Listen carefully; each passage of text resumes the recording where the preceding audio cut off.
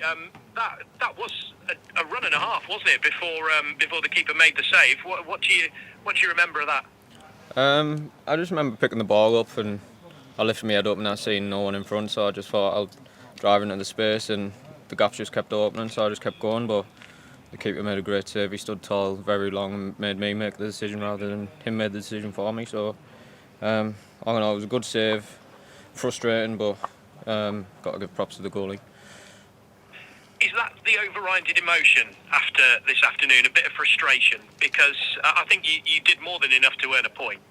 Yeah, I feel we dominated large spells of the game. We started off really slow. We were slow on second balls. Last 15 minutes of the first half, we started getting around them a bit more, started getting a bit more chances, and then I felt like we dominated majority of the second half. It was just a matter of putting our chances away, but it happened. It was a frustrating night, but we just move on to Tuesday and put them things right. It looked like quite a heavy pitch, which for a player like you, I would imagine is quite difficult. Yeah, it wasn't great. There was large bits of mud. It was tough to change direction on it, but this is what it is. You've got to play with the facilities you've got, and I felt like we coped with them well.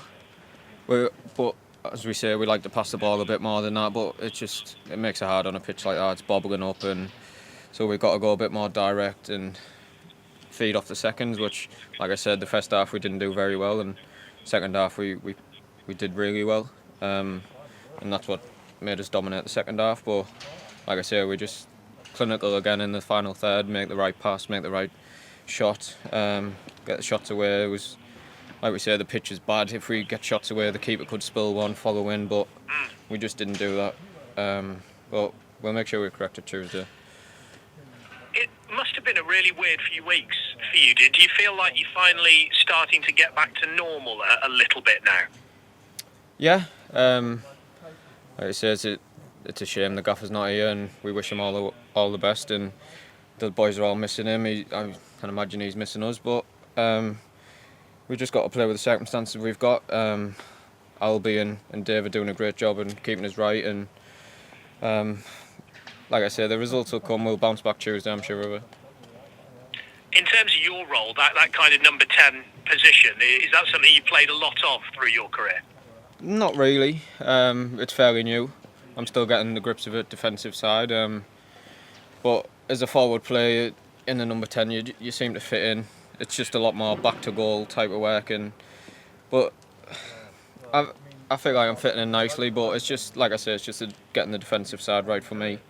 But with Fells and Nord behind me, I'm getting it really quickly because they're constantly on at me. The instructions left, right, stay, jump, all that. So I am picking up quickly, but I still need to improve. Do you get a bit more freedom playing there than playing out wide, where I think you played a lot of your football? Do you get a bit more freedom to roam? Yeah, you do. That's the positive. It's a tough position for people to pick up. The midfielder, if I'm behind the midfielder, they don't want to do it, and centre halves don't want to come out the slot because they've got two strikers to deal with. So it is difficult to mark, and if we get the pass right, but like I said on this pitch, it was fairly hard to do so. So I just started to feed off second balls today. For you, over the next few months, what are your goals whilst you're at Shrewsbury Town? I know you want to get plenty of games and minutes under your belt, but do you set yourself targets? I'm not really the target kind of guy. Like, I'm not someone who before the season starts says I'm going to do this, and this. I'm sort of go with the flow, as it says, and if it happens, it happens, and if it doesn't happen, I'll work harder to make it happen. So it's just one of them.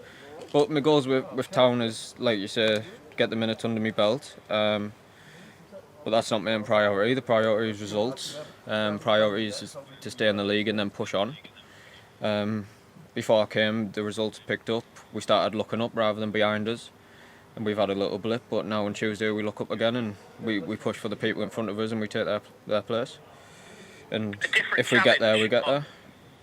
A different challenge on Tuesday night against Burton. Having had that enforced break as a group, do you feel like the two games that you've played getting minutes into the legs will stand you in good stead?